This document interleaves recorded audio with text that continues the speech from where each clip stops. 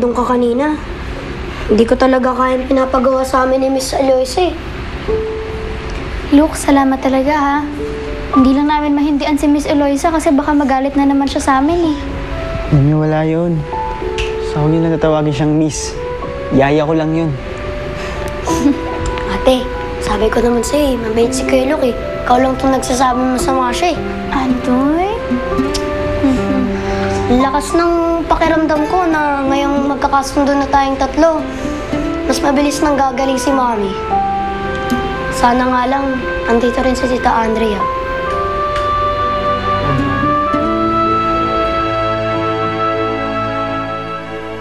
Ngayon, masosolo na kita, Emily.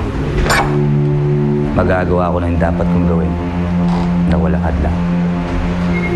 Ang ibig mo sabihin, Dad, kaya mo ba pinalaya si Tita Andrea dahil wala kang pakialam sa kanya?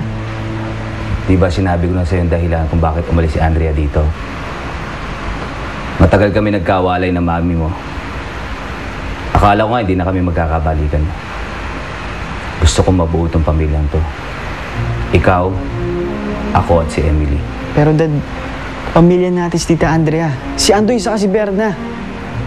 Naging masaya sila kasama si Emily na wala tayo. Kaya dapat lang maging masaya tayo na wala sila. Makinig ka sa akin, Luke. Eto ang gusto ng mami mo, na mabuo uli ang una niyang naging pamilya. At alam ko, eto rin ang gusto mo. Kaya huwag mo ipagkita ang pagkakataon na yun. Kamusta na kayo ng kapatid mo? Okay naman po kami. Lagi po namin kasama si Mommy dito sa kwarto niya. Tama nga yan. Para hindi kayo makita masyado ni Johnny. Tsaka kakausapin ko na rin si Miss Mangahas para mapabilis na yung pagpasok niyo sa school. Kamusta na nga pala si ate?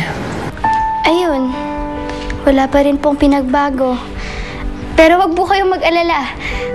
Lagi naman po namin inaalagaan ni Andoy si Mommy eh. Tita Andrea, kailan ka po babalik dito? Natatakot na kami kay Sir Johnny tsaka dun sa mabagsik na yaya ni Luke eh. Ginagawa na ang lahat ni attorney para mapabilis na yung pagbalik ko dyan. Basta mag-ingat kayo ha. Tsaka ingatan nyo na hindi lalabas ang sikreto ninyo. Napakahalaga na protektahan nyo yan kasi yung relasyon nyo kay Ate Emily, yan lang yung protection nyo. Laban sa kasamaan ni Johnny. Okay? Opo. I-visitor nga ako eh, kahit tanong pa yan kay Berna. Miss, wala akong pakialam.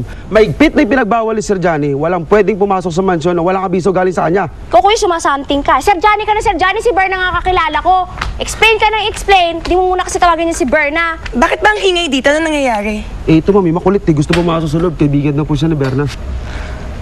Sige, ako na bahala dito. Yes, ma'am. Di ba ikaw yung social na yaya ni Luke? Alam mo, in fairness, Dayan, di ka talaga mukhang katulong. Di ba ikaw yung anak ng dating katulong dito? Kaya pala marunong ka kumilatis ng mukhang katulong. I'm sorry. I beg my pardon. Kaibigan mo sila Berna, di ba? Nama, So- super close. Sabay pa nga kami lumaki.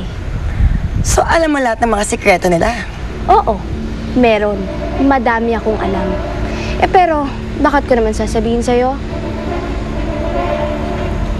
Kasi handa akong magbayad.